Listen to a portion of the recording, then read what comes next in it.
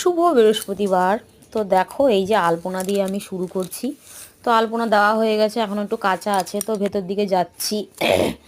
তো আমি একটু গুছিয়ে বাগিয়ে পুজো দিতে ভালোবাসি। আর বৃহস্পতিবার বলে কথা। তা এই দেখো গোপালের জামা প্যান্ট ছড়িয়ে ছিটিয়ে রয়েছে, এগুলো চান করিয়েছি তাই পড়ে রয়েছে। তো এদিকে দেখো সমস্ত ফুল ফুল দিয়ে আমি মালা ঠালা দিয়ে সাজিয়ে নিয়েছি। এইটার কাণ্ডটা কি হয়েছে জানো তো, ভেবেছিলাম কি ফুলবালা আসবে না, বেলপাতা ওই যে বাড়ির গাছের ফুল টুল তুলে নিচ্ছি, মনটা এত খারাপ ছিল না যে আজকে আসবে না, কি করা যাবে না আসলে। তা ফাইনালি কিন্তু ফুলবালা চলে এসছে। তো এই যে যে মালাটা বেরোচ্ছে না, এটা হচ্ছে একটা মালাকে দুটো করেছে। কীরকম জানো তো, যে বিয়েতে যে মালাগুলো দেয় না, ওই মালাগুলো একটা ছিল, দাদা বললে একটা, মানে তাহলে কী করা যাবে, চলে যাবে, আর আর অন্য কোনো মালা নেই।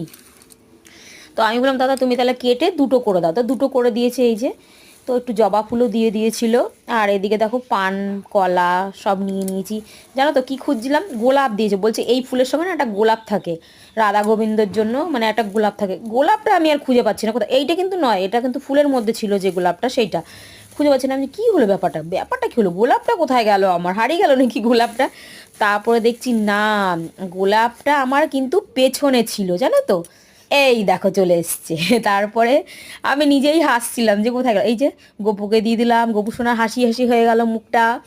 তারপরে আবার দেখো আমি পুরো আসনটাই সাজিয়ে নিয়েছি, কিন্তু এই দেখো সুন্দরভাবে, মনটা কিন্তু আমার খুশি হয়ে গেল যখনই ফুলবালাটা এলো। তো দেখো আজকে একটু লাড্ডু দিয়ে পুজো দিয়েছি, কেননা ফল টল কিছু ছিল না, লাড্ডুই দিয়েছি। লাড্ডুই খাওয়া গপু সোনা।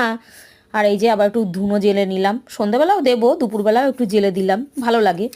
তো এইটা কেমন হয়েছে জানাবে বৃহস্পতিবারের মানে পুজো। এই যে আবার এই আমি দেখতে পাচ্ছ কি না সেই জন্য আমি আবার একটু হাত দিয়ে সামনের দিকে টেনে দেখাচ্ছি গোলাপ ফুলটা। তো ঠিক আছে, আজকের মতো টাটা, বাই বাই।